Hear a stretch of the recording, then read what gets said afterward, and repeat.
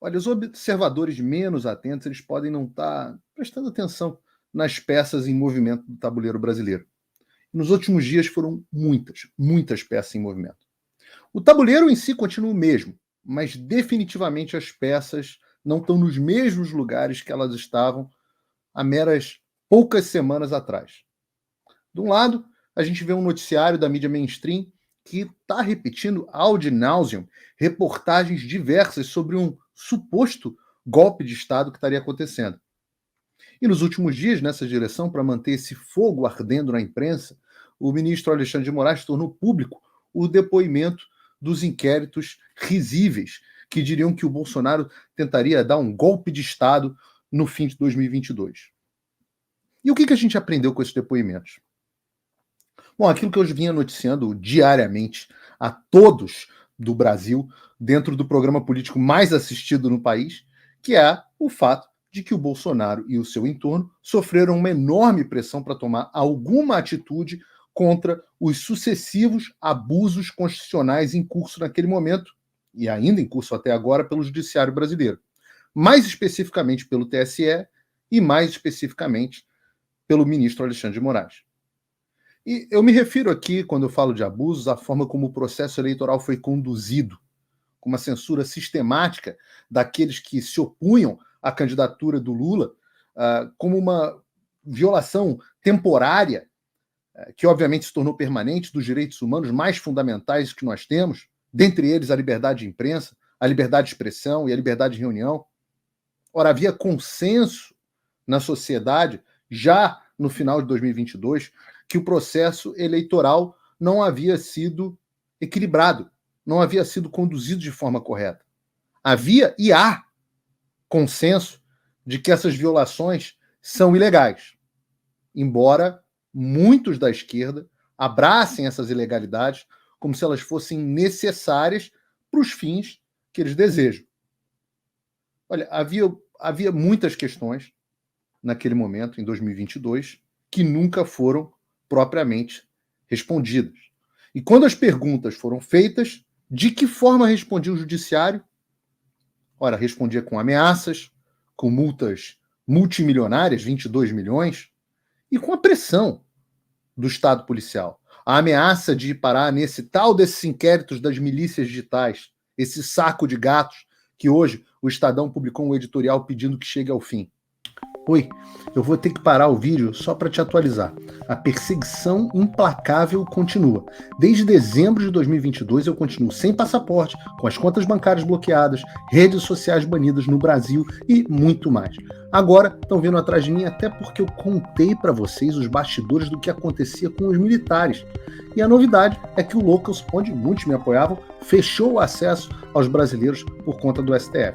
Então criei uma nova forma de você me apoiar diretamente. Você pode ser agora meu apoiador com uma pequena quantia por mês e ter acesso a vários conteúdos exclusivos, ou você pode agora também ser o meu patrono e passar a integrar comigo o meu grupo de elite, um grupo fechado de WhatsApp só para os patronos, além de fazer reuniões de Zoom mensais comigo para a gente discutir a situação do Brasil e do mundo. Se você quer que eu continue fazendo o meu trabalho, me apoia, use o link na descrição e eu garanto que eu vou continuar fazendo a minha parte. Muito obrigado.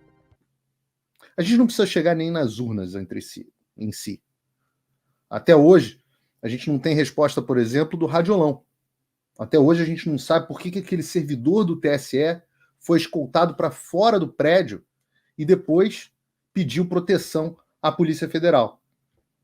A gente não sabe o que o TSE achou dos pedidos das Forças Armadas para a segurança do nosso sistema eleitoral, que eles classificaram como urgentes em uma carta assinada pelos comandantes das 3 forças. Inclusive esse Batista, que agora posa de defensor da democracia, e o tal do Freire Gomes, que disseram que ameaçou prender o Bolsonaro. E tem muito mais coisa que a gente não sabe. E aqueles que nos revelavam qualquer coisa, esses passaram a ser perseguidos de forma implacável. Então, o que podia ser feito diante dessa situação? Da situação que nós estávamos no país em novembro e dezembro de 2022. Ora, nós não sabemos. E o que está ficando claro agora é que ninguém sabia o que podia ser feito. Mas as perguntas na época foram feitas e os cenários foram avaliados, inclusive pelos militares da tropa e do alto comando do Exército, como eu, aliás, noticiei fidedignamente em cada vírgula a todos vocês naquela época. Essas opções do que fazer também foram levadas ao então presidente Bolsonaro, que naquele momento, eu tenho certeza, avaliou cada uma delas. E aí uma disputa interna se iniciou. Alguns militares passaram a pressionar o presidente a não tomar atitude nenhuma. Alguns desses foram movidos pelo carreirismo, outros movidos pelos interesses internacionais. E possivelmente, aliás, melhor dizendo, acho que todos eles foram, pelo menos, motivados pelas pressões internacionais vindas do próprio governo americano. Isso não é teoria da conspiração. O Financial Times, numa reportagem intitulada A Discreta Campanha Americana para Salvar as Eleições Brasileiras, eles contam e se orgulham desse feito. Vocês podem procurar a reportagem, ela está aqui. A Discreta Campanha para Defender as Eleições do Brasil, publicada pelo Financial Times, pelo Michael Scott, pelo Michael Puller e pelo Brian Harris, esse último em São Paulo. Essa reportagem está disponível para todos, para absolutamente todos. E o que ela diz? A reportagem diz, vocês podem procurar aqui, e diz em tom de comemoração, que as eleições não foram contestadas seriamente como resultado de uma campanha de pressão silenciosa que durou 1 ano por parte do governo dos Estados Unidos para instar os líderes políticos e militares do país. Isso não é brincadeira. O país mais poderoso do mundo resolveu mandar funcionários de alto escalão para pressionar até mesmo os militares brasileiros, que no final das contas, em bom português, arregaram. Eu volto a dizer, essa pressão relatada pelo Financial Times, ela não é teoria da conspiração. Uma outra publicação de esquerda comemorava, ou melhor, como a gente diz lá no Rio, tirava onda ao contar como essa pressão foi obtida originalmente.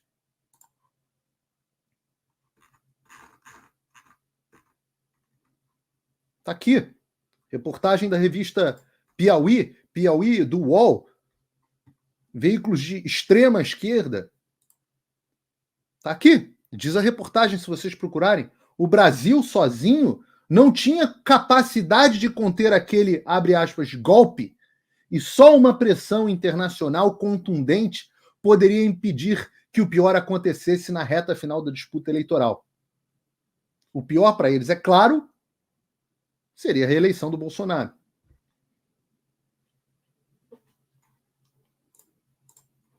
E qual foi o resultado dessa ação? Ora, além de uma pressão de bastidores, segundo a reportagem ainda, uma série de iniciativas parlamentares, cartas, moções, segundo a reportagem, declarações, manifestações com os mais diversos nomes, nas quais a Câmara e o Senado dos Estados Unidos pediam que o presidente Joe Biden pressionasse o Bolsonaro para que ele não desse um, abre aspas, golpe. E a gente vai voltar ao significado de golpe. A carta mais contundente nesse sentido, diz a reportagem, foi assinada por 39 parlamentares, todos da extrema esquerda americana, e pediu que Biden deixasse inequivocamente claro para o presidente Bolsonaro, seu governo e as forças de segurança que o Brasil se encontrará isolado dos Estados Unidos e da comunidade internacional da democracia. Outra palavra que perdeu o seu significado. E a ação está confessa. Está tudo aí. Leiam a reportagem da Piauí, que é de abril de 2023. tudo articulado por uma agência de lobby político regiamente financiada por diversas ONGs de esquerda, que é o Washington Brasil Office. Entrem no site do Washington Brasil Office. Vocês vão ver que o que a direita está fazendo agora, de forma incipiente, com meu esforço quase solitário, a esquerda faz de forma institucional há 40 anos, com uma tonelada de dinheiro. E deu resultado. Claro que deu resultado, seja qual for a motivação dos militares pela inação, ela aconteceu. E, obviamente, não ajudou o fato de que o líder do país naquele momento, estou falando do presidente Bolsonaro, ele tivesse recolhido, em silêncio, choroso, depressivo, porque foi confrontado com a realidade de que o Lula tinha muito mais voto do que ele imaginava e o que o seu entorno jurava que teria. Então, ali naquele momento, sem liderança política e sob impressão internacional, os nossos militares certamente não tomariam sozinhos qualquer atitude para garantir os poderes constitucionais, como é atribuição constitucional deles. Nesse cenário, naquele cenário, fizeram a festa os que não queriam, ou melhor, os que queriam mesmo que o Lula assumisse. E eu dei nome aos bois. Todos os militares que eu citei à época, que se opunham a qualquer tipo de ação, foram regiamente compensados e hoje, claro, não fazem parte do inquérito do suposto golpe. Alguns, como o Batista, que eu me recuso a dizer a patente, porque não merece a patente que obteve, ainda acusa os companheiros. Falsamente, ele sabe. Agora, o mais proeminente deles, o general Tomás, se tornou, como eu antecipei meses antes, o comandante do exército do Lula. Ora, segundo fontes do próprio exército, o general Tomás se encontra ocasionalmente com Alexandre de Moraes. Teria se encontrado na sua casa pouco antes da operação da Polícia Federal contra esse suposto golpe. Por quê? Que assuntos tem o ministro do Supremo Tribunal Federal para conversar com o comandante do Exército? Na casa deles, fora da agenda oficial. Ora, por que estaria o nosso comandante do Exército se encontrando, por exemplo, na semana passada, foi o que me disseram, com Andréa Sadi, da Globo News? Ou, ainda, encontrando hoje, às 9h30 da manhã, o general Etchegóin, que comanda uma ONG globalista fundada por um dos maiores doadores de campanha do Lula? Ora, todas essas informações que eu recebo de fontes críveis, bem mais checadas do que o tal do laptop da ABIN, que a Daniela Lima dizia que foi encontrado na casa do Carlos Bolsonaro, e obviamente não tinha sido. Tudo isso faz parte do meu trabalho. O bom jornalista tem fontes e checa as fontes. Nem sempre acerta, fontes erram, fontes mentem, mas eu acho que eu tenho acertado bastante. E expor ao público esse tipo de acontecimento, o acontecimento de bastidores, que não querem que você saiba, isso não configura nenhum tipo de incitação ou qualquer tipo de ilegalidade. A verdade não pode ser incitadora por si só. E foi isso que eu fiz em 2022. E é o que eu vou continuar fazendo sem aceitar intimidações, inclusive jurídicas.